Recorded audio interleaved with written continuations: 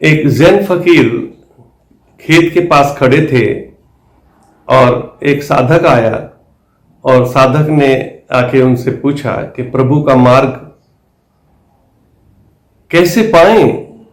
बहुत महात्माओं के पास गया हूं, बहुत जगह गया हूं, लेकिन कुछ मुझे तो समझ में आता नहीं कि कैसे पाएं कैसे ना पाएं।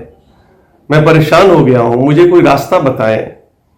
जैन साधु ने कहा कि तुमने जो दाएं हाथ में अंगूठी पहनी है ये कहां से मिली? उसने कहा पिताजी ने दी थी, बहुत कीमती है और पिताजी ने कहा भी था कि इसका ख्याल रखना। तो पिताजी की निशानी है मेरे हाथ में। उन्होंने कहा ठीक है, जरा दिखाना।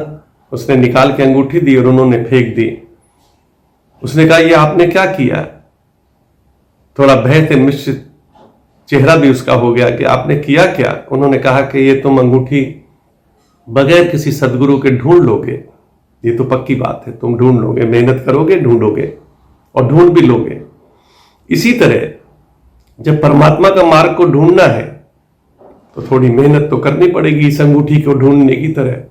ऐसे तो नहीं है कि तुम ढूंढो और उसी वक्त मिल जाए।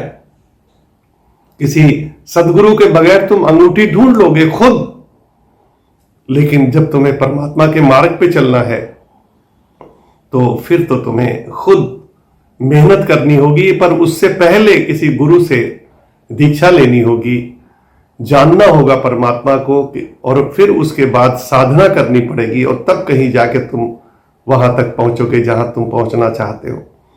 पहला किसी सदगुरु से मिलो, दीक्षा लो, उसके बाद खुद साधना करो और साधना करते करते करते करते एक दिन तुम पहुंच भी जाओगे।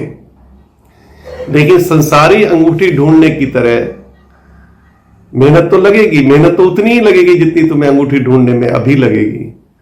लेकिन सदगुरु से थोड़ा बैठो, शिक्षा लो और शिक्षा लेके फिर उसके ऊपर जब तुम चलोगे और साधना करोगे तब तुम्हें उस प्रभु की प्राप्ति भी हो जाएगी। धन्यवाद।